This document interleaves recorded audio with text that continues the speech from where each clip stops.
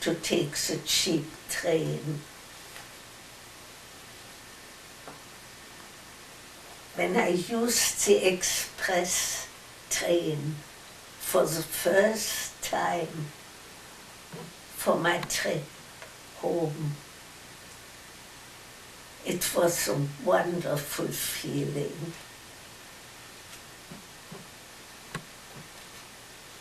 See, it had a dining car, and I went there for my cup of coffee, and I felt like on top of the world. Often on Saturdays,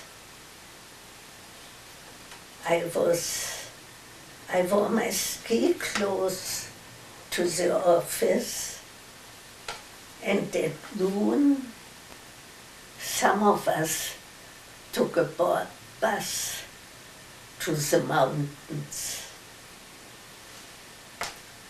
I found my husband on one of those trips.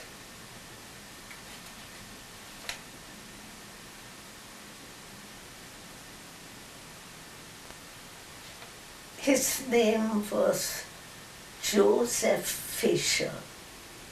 He was very intelligent, very nice looking, and we developed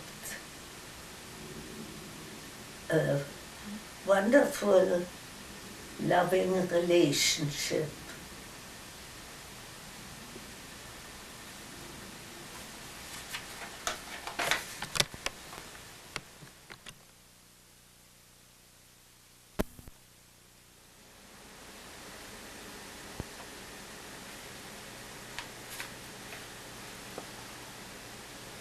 You know, I suddenly realize at this point that I haven't even told you about events that happened in my life before I moved to Prague.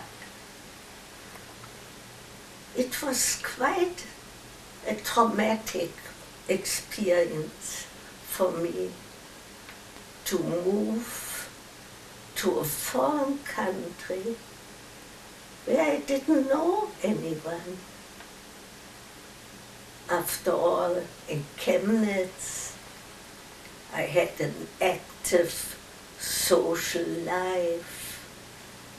I had many friends, and I had two wonderful guys, Ted and Kurt, who were both in love with me.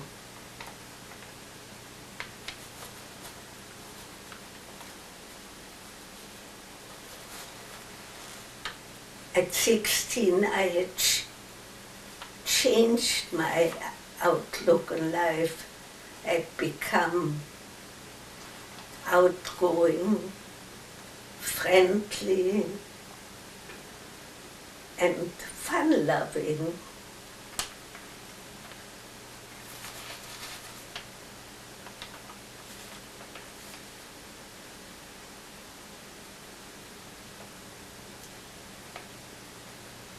Especially, I was happy in my relationship with those two guys. Our cook said to me, "Miss Ruth, Mr. Kurt," as she called him, "is the right guy for you." And in retrospect, I think she was right.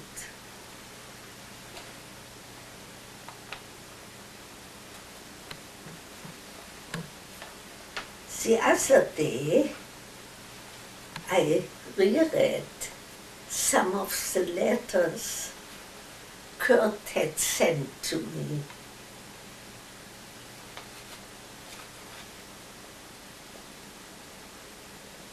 One of them was a poem.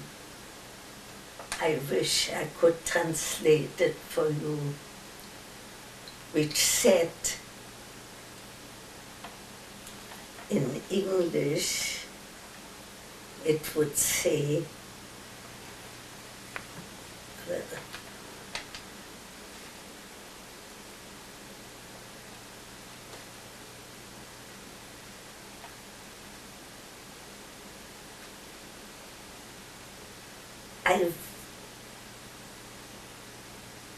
where is my beloved little Wuchen, who used to look up to her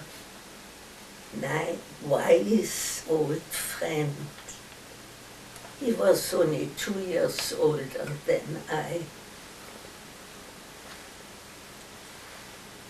She used to listen to my every word, and she would laugh at my jokes. Although she was an excellent dancer, which I was not, she was still happy to have me shove her across the dance floor.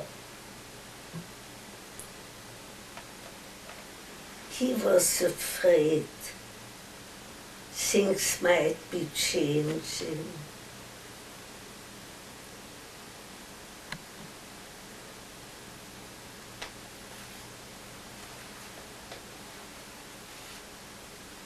He felt I had become quite fun-loving, and he was afraid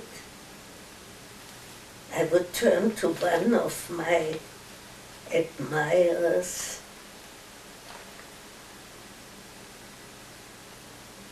and that would make him very sad. He would hate to lose me. Actually, this poem always made me cry when I read it.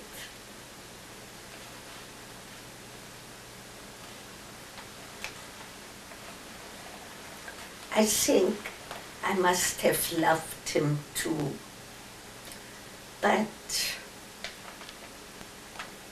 my father,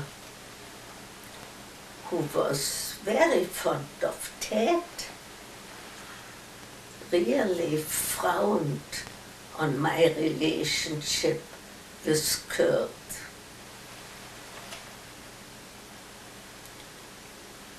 The reason was he found out that Kurt had an illegitimate baby.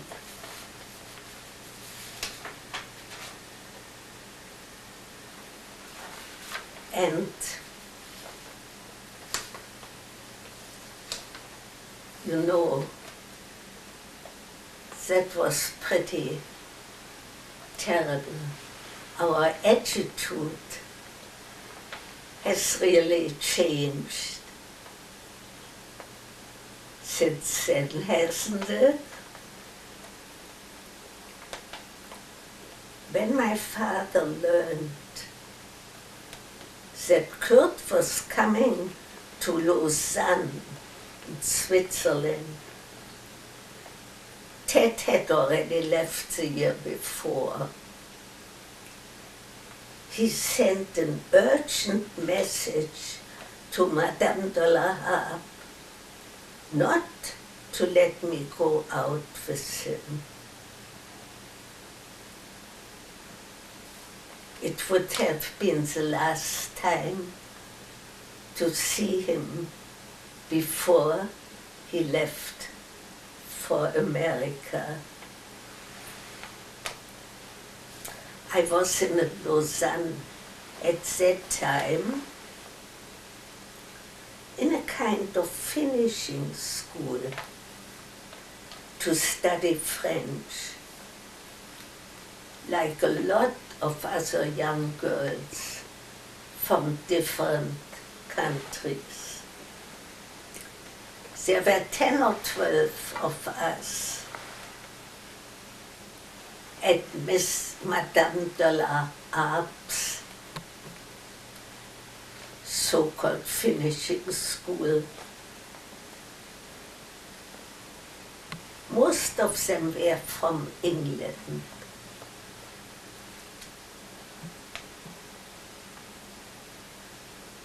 That was where my long-time friendship with Rosemary O'Neill started.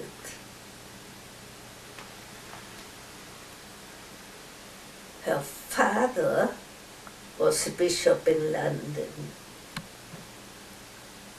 He and my father had some interesting conversations about religion when they met.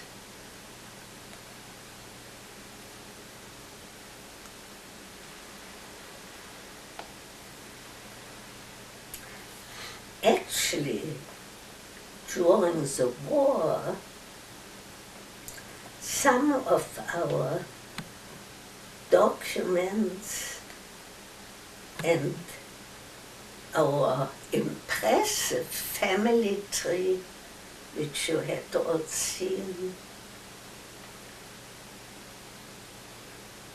that has quite a few famous names dating back to 1650, and which was my father's pride and joy. They were also some of our old family silver. They were its safekeeping with the O'Neills in London. We had sent them there out of Germany secretly, so they wouldn't be confiscated by the Nazis.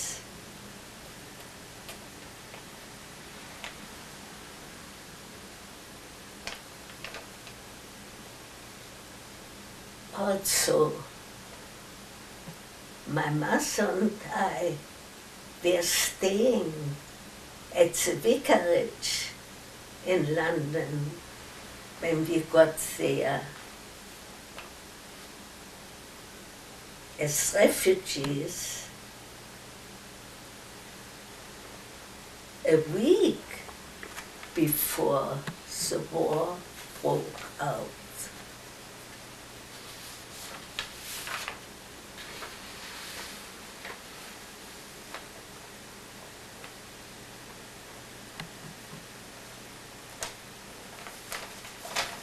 I had started telling you about our move to Czechoslovakia. Also, Teplitz, Schönau, was a lovely town with quite a few Jewish families. As I said, I first felt like a stranger in a foreign land.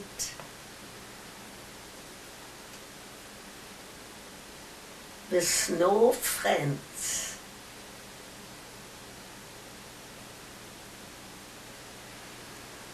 All that changed when I met Annie Heller, a pretty young girl with sparkling eyes. Also with quite a lot of friends whom she introduced to me. Our friendship actually lasted until the day she died.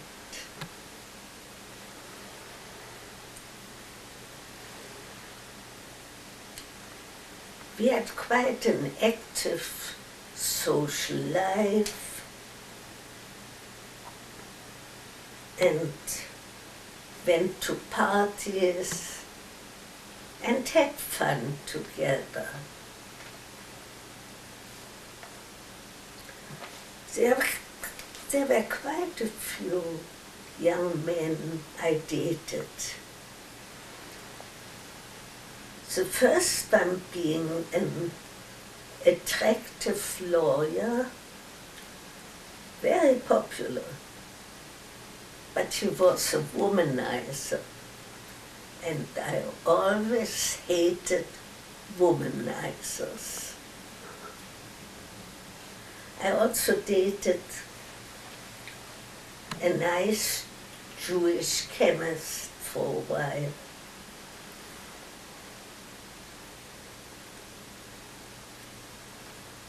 For whatever reason, I had a lot of chemists in my life. C. Otto.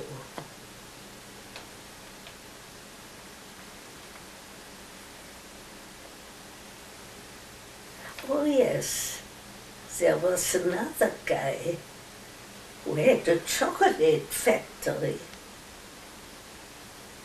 So he was quite a sweet influence on my life.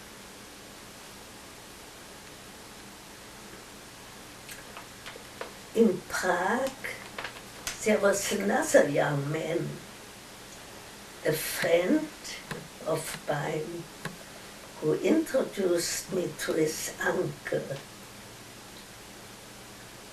The most interesting man I ever met. He was Maxel Tausig, a well-known patron of the arts.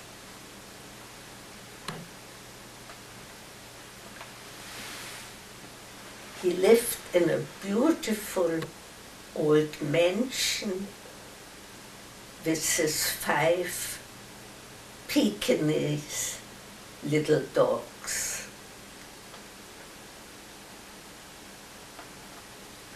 Every celebrity on their visit to Prague came to see him. He had a whole collection of autographed pictures with messages of friendship and gratitude.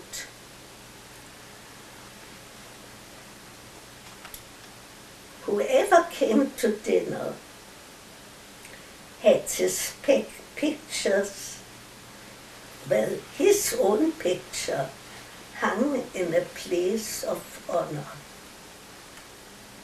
over the mantelpiece. When he left, Maxel took down the picture and gave the spades to the next guest who came.